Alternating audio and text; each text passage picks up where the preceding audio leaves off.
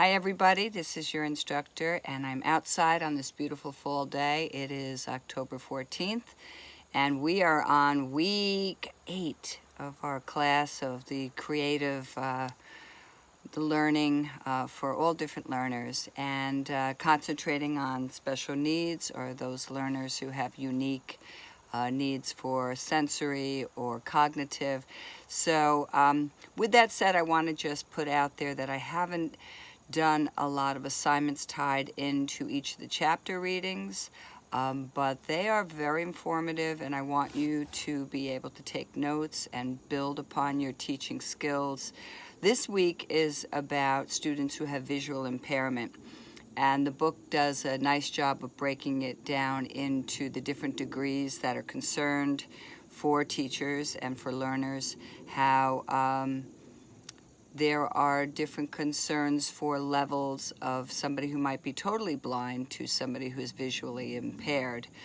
I want to say something that is usually some little nugget that I learned years ago when I was getting my master's in special ed, and I went to a conference, and it had to do with not visual acuity, but visual binocular vision.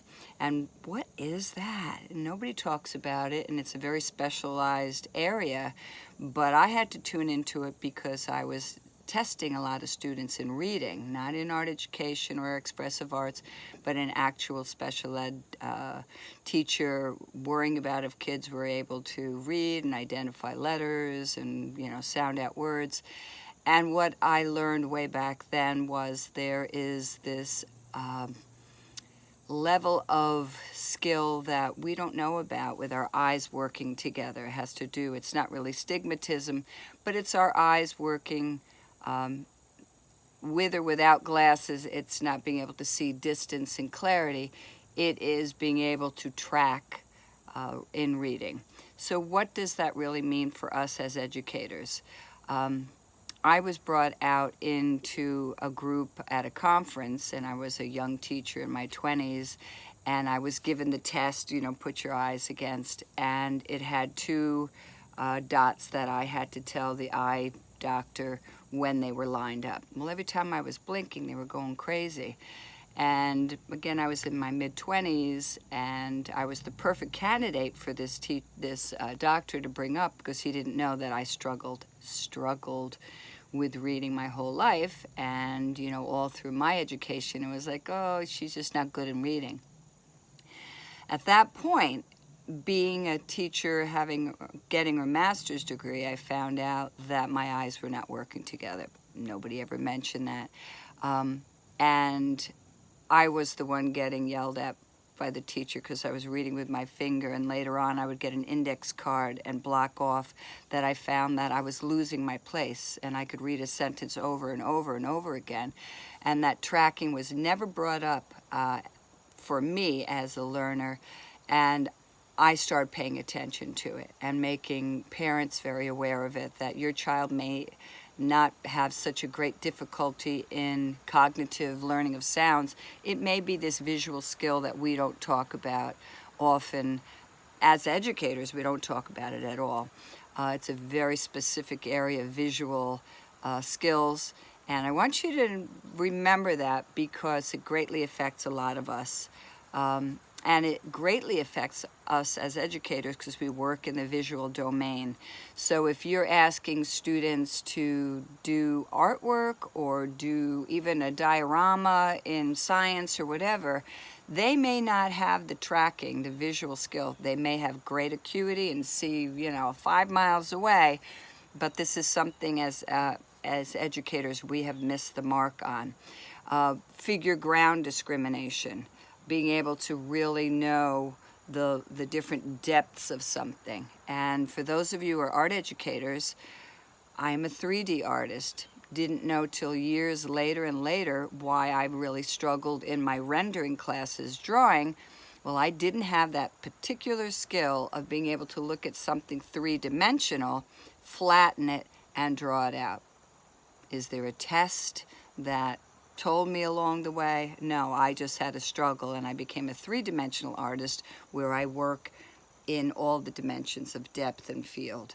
So don't assume because a child doesn't wear glasses that they have all these other visual skills. You probably won't hear about it either unless you are a very specific eye doctor.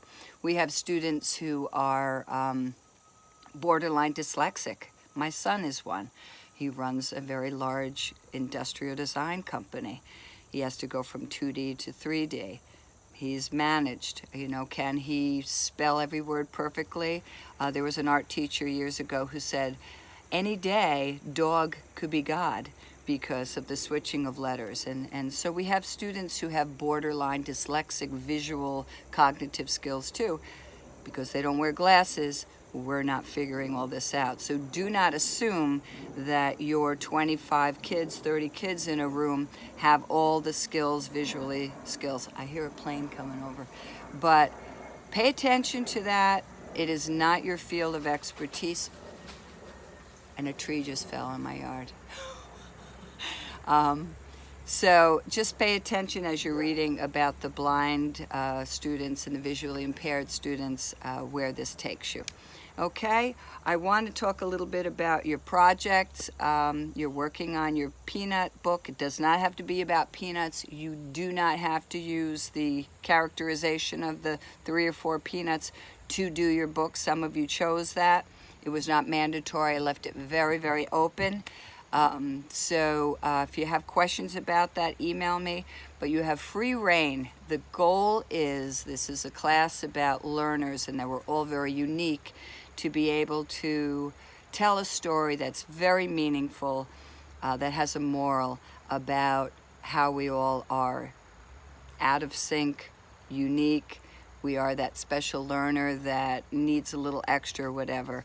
So, or it could be emotional learning too. So be creative, make it your own, think of that audience.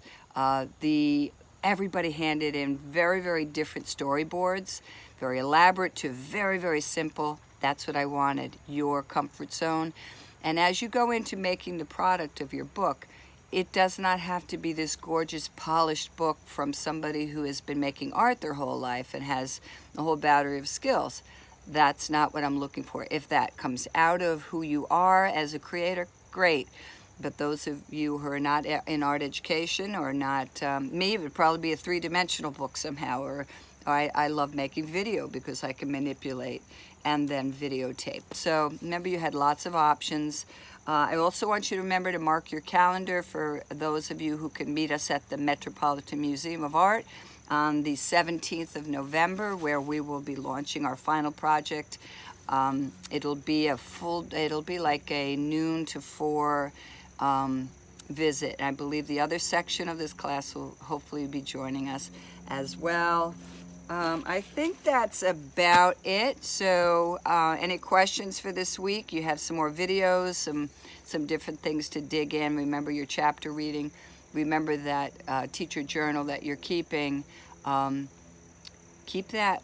That's your book for you when you go into student teaching, when you're teaching, and hopefully it continues. So be well. I got to go check out what tree fell. That was pretty strange, but it is a little windy day on October 14th. Take care all. Talk to you soon. Bye-bye. Remember, 27th is your presentations online. I'm glad I'm adding this. It is written in the Moodle. We're going to be 5 to 7 doing a Google Hangout. Those of you who can't make it, I'm going to ask you to videotape. And those of you who feel really intimidated reading your book to us, you might want to videotape it before time and create a link where you show us, okay? So lots of options. Make it work. Be joyful. Be that joyful learner, because then you're going to really dig in. Take care. Bye-bye.